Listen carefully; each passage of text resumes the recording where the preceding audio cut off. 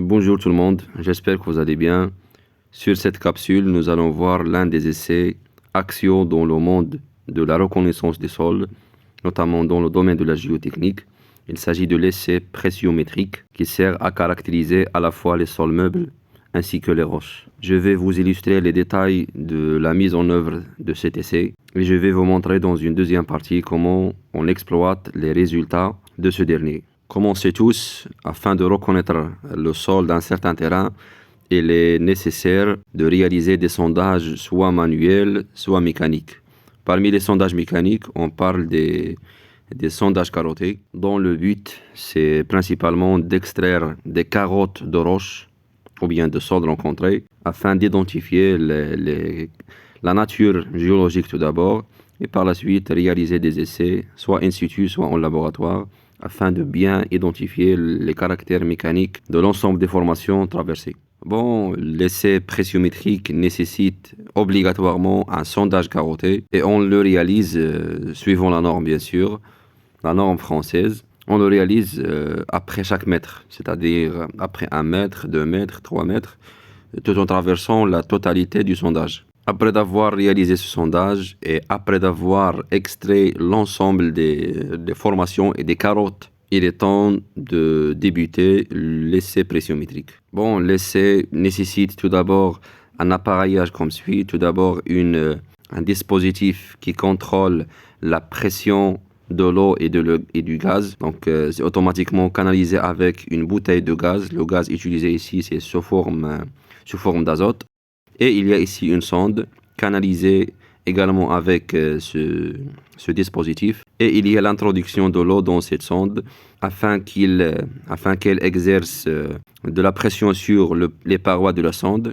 Et cette dernière va exercer de l'effort sur les parois du sondage. Donc ici, comme si on est en train d'exercer une compression latérale, horizontale si vous voulez, et on va chercher à lire la réponse du massif ou bien de la formation qui nous intéresse.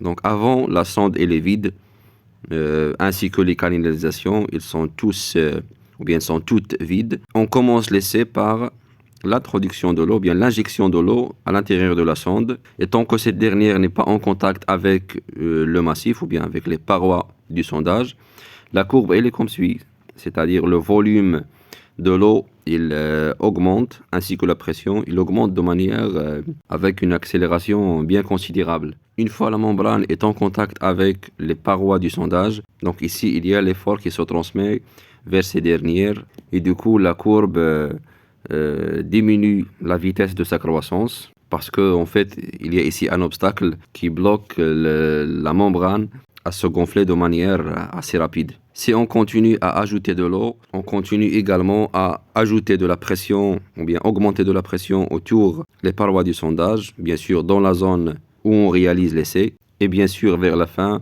ça va finir par atteindre la phase de rupture ou bien la phase plastique du sol de la formation rencontrée. Donc si on augmente plus la pression, il y aura de nouveau l'accélération de la courbe parce que les parois ne sont plus là ou bien ils ne sont pas aussi résistants en comparant avec le début de l'essai. Et voilà, donc en fait c'est la totalité de l'essai. Et voilà. Et au milieu, on peut constater quand même qu'il y a une partie linéaire ici dont les coordonnées sont bien notées, P1, V1 et P2, V2. On note ces valeurs parce qu'on va les utiliser dans le calcul des paramètres qu'on va utiliser par la suite. Pour les gens qui posent la question sur comment on augmente la pression, est-ce que c'est continu ou bien c'est discontinu? Bon, on augmente la pression de manière discontinue, c'est-à-dire on choisit des pas. Mais avant de choisir ces pas, la norme française insiste sur un intervalle de pas qui ne doit pas dépasser 14, entre 8 pas et 14 pas. En général, dans les chantiers, le nombre de pas choisis pour l'essai pressiométrique, c'est généralement de 10 pas. Donc, comment choisir la pression qu'on va faire pour chaque pas? Pour cet objectif, il est nécessaire quand même de savoir ou bien de connaître la pression limite approximative ou bien un ordre de grandeur plus ou moins pour l'ensemble des sols qu'on peut rencontrer dans la nature. Par exemple, s'il s'agit d'une argile, on va la caractériser Bien sûr, ça c'est le travail d'un géologue spécialiste, ce qui veut dire que le technicien d'essai doit être un bon géologue. Donc revenons à notre exemple. S'il s'agit par exemple d'une argile qui est raide, on va supposer que la pression limite qu'il peut atteindre, c'est de l'ordre de 2 mégapascales. Donc afin de faire les 10 pas, on divise 2 mégapascales par 10 et ça va nous donner 0,2 mégapascales pour chaque pas. Ça, c'est à régler en fait au niveau du dispositif du réglage de la pression faite pour chaque pas. Si vous posez la question sur la durée qu'on doit faire entre un pas et un autre, c'est 1 minute. Un point tellement important, c'est que avant la réalisation de l'essai pressiométrique, pour chaque sondage en fait, il est nécessaire de réaliser un étalonnage de pression et un étalonnage de volume. L'étalonnage de pression consiste tout simplement à insérer la sonde dans un tube en acier qui a plus ou moins le même diamètre que la sonde, avec une petite différence afin qu'il puisse s'insérer. On assure l'injection de l'eau à travers la machine de l'essai. On a la courbe suivante. Et vous allez remarquer qu'au début de l'essai, avant le contact de la membrane avec le tube, c'est très croissant. Une fois on a le contact, au niveau de ce point, la courbe elle est quasi linéaire. Et à partir de cette courbe, on calcule un paramètre très important que nous allons utiliser par la suite, c'est le VS. Ça, c'est plus ou moins le volume initial de la sonde, si vous voulez. Il réfère au volume du tubage utilisé. Ça, en fait, c'est une formule d'un volume. Le LS, ce n'est autre que la longueur de la sonde, comme vous pouvez voir ici. Et le DI, c'est en fait son diamètre interne. Le VC, on peut le lire directement à partir de cette courbe. Et voilà, nous avons notre volume VS que je vais vous montrer pourquoi on le cherche. Pour l'étalonnage de volume, ça nécessite tout simplement l'insertion de l'air sous forme de gaz d'azote dans la sonde afin d'évaluer le maximum de pression qu'il peut subir. Et on utilise cette courbe pour en tirer le P étalonnage ou bien la pression d'étalonnage lorsque le volume d'air injecté est de 700 cm3. Pourquoi on fait ces deux étalonnages?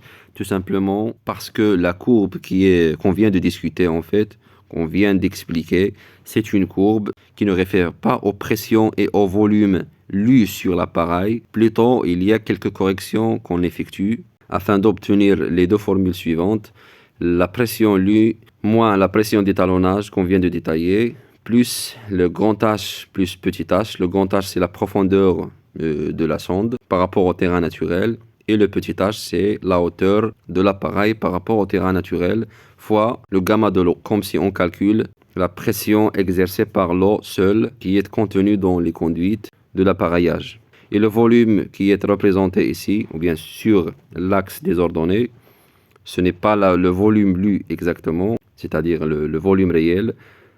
On en retranche petit a fois PR, sachant que petit a, ce n'est autre que le coefficient d'inclinaison de la partie linéaire de cette courbe.